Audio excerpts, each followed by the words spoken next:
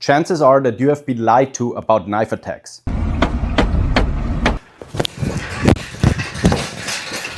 And B, on how often she's being.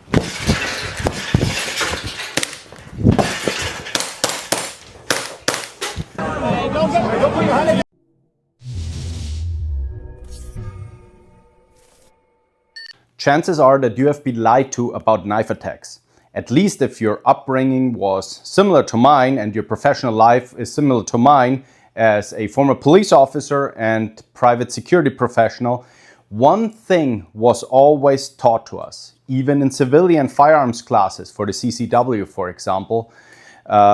It's about how dangerous knives are. Now, I'm not trying to downplay how dangerous knives are, but the instructors tend to overdo it a little bit. And that goes across the board. It started back in the day during police academy, and later on when I joined a special unit, USK, which is designed to deal with violent threats. The message was always the same. If there is a knife in play, then it's grave danger for you. It is. A knife can be very dangerous, but things like the Tueller Drill, for example, the 21-foot rule, is used to demonstrate to you that someone in full charge that is running towards you will get to you before you can draw your firearm.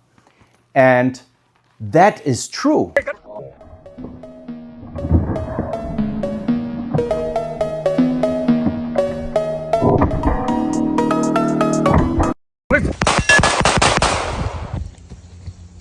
Now, my question is, why do we have to draw the firearm in the first place?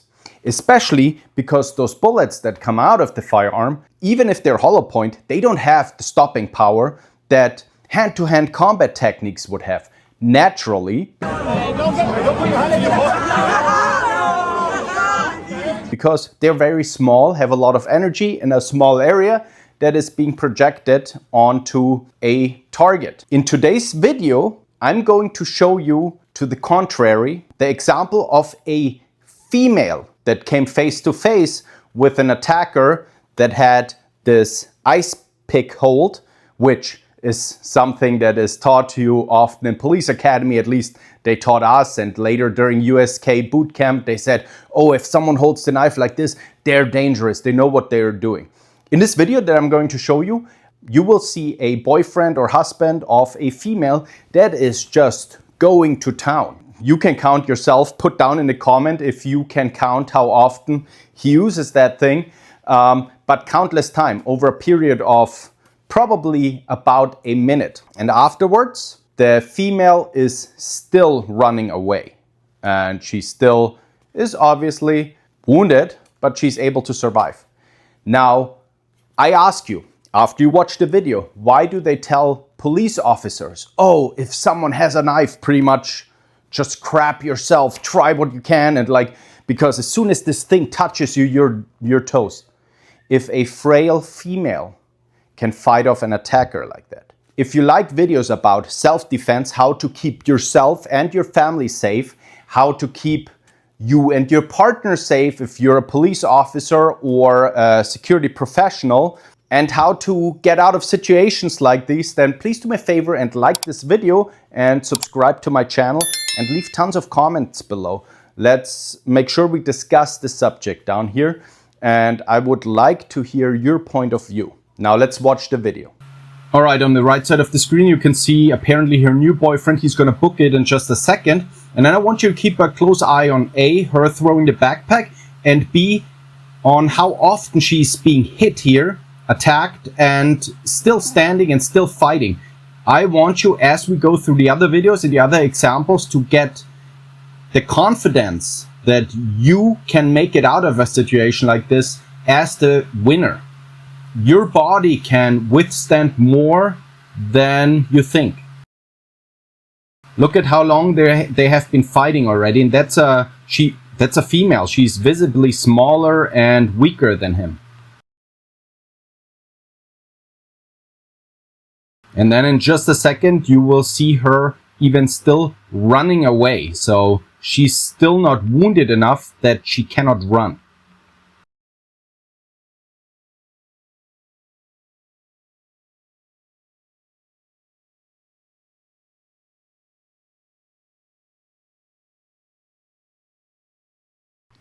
Now, as you saw in the video, the guy, he came from a pretty big distance, might have been able, if she would have had a firearm, to engage from that distance, but he closed the distance very quickly, again, the Tueller Drill, and he started to just hack away.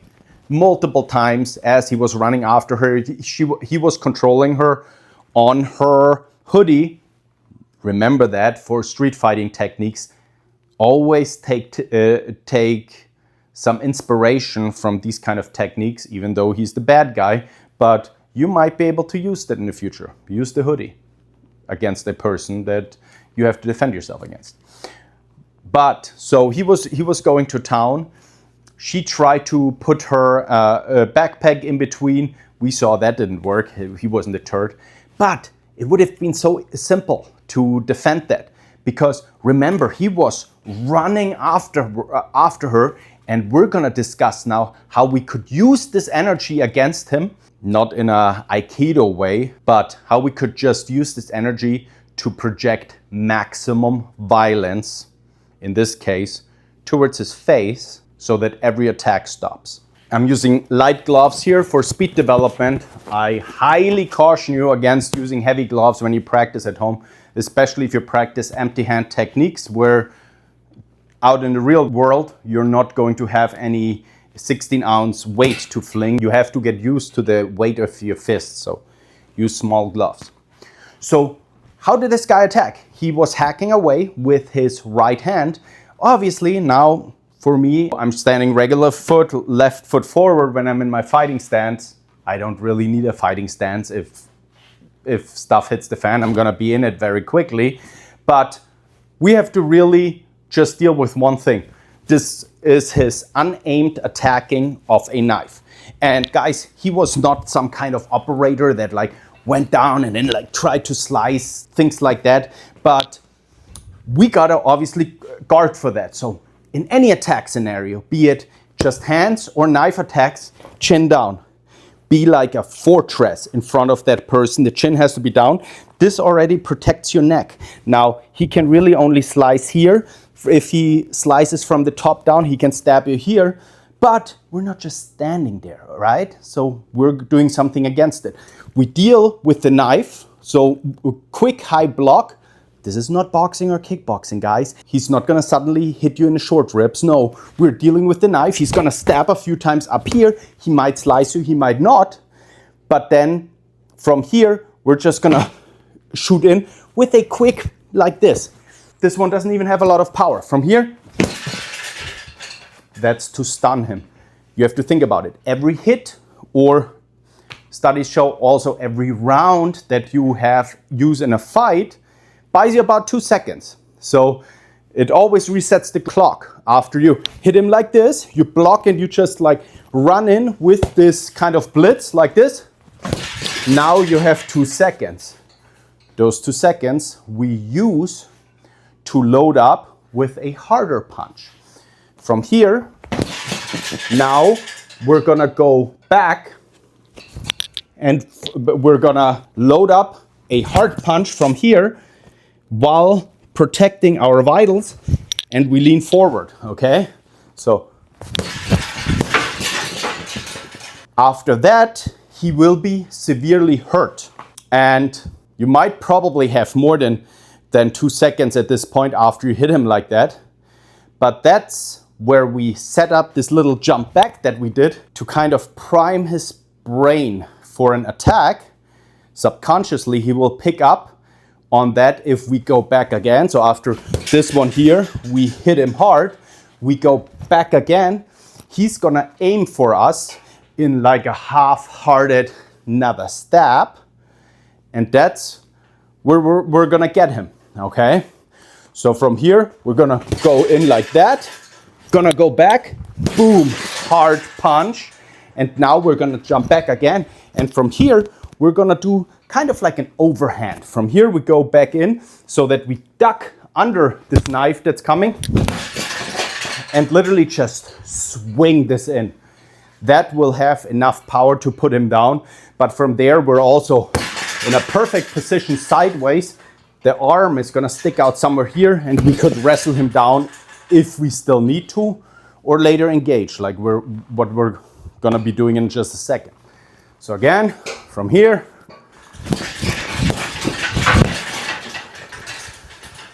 do those hops back and forth, because we're developing our close combat IQ here, just like we're developing the ring IQ.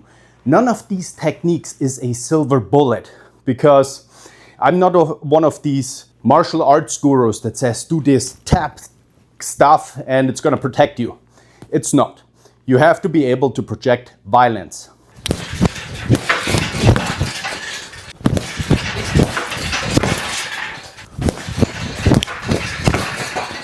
And as you can see, I'm a little sloppy with my blocking because I have a lot of confidence in my punches. I'm gonna hit him, I'm gonna break his face.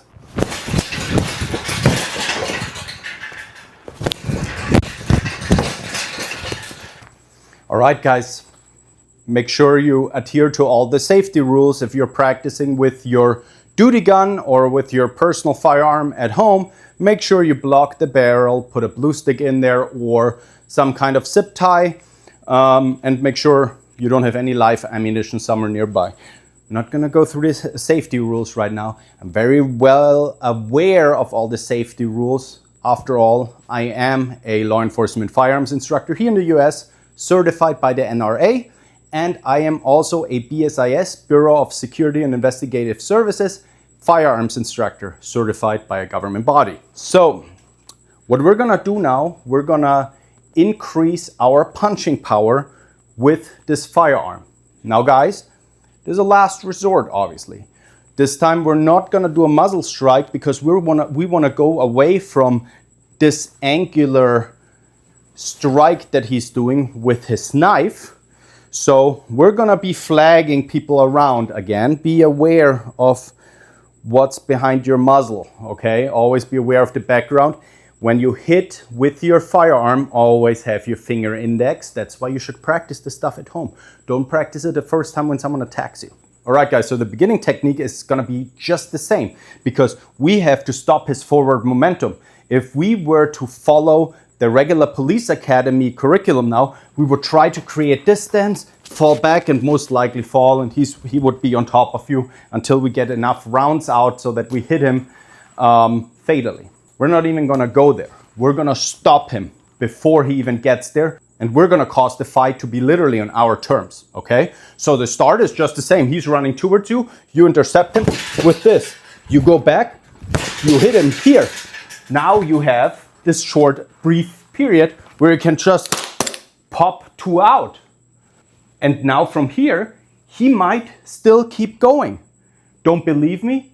Watch this video.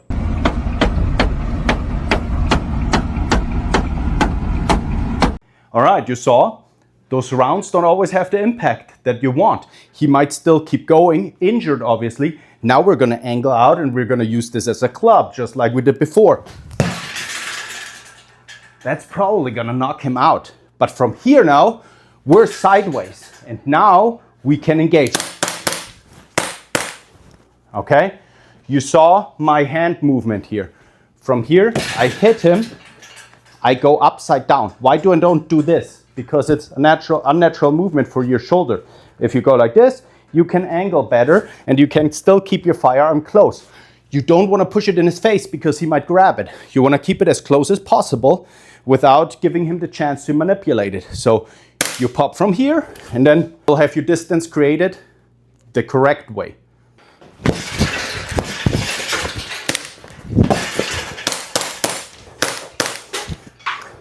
Sometimes the sim rounds are not popping, guys.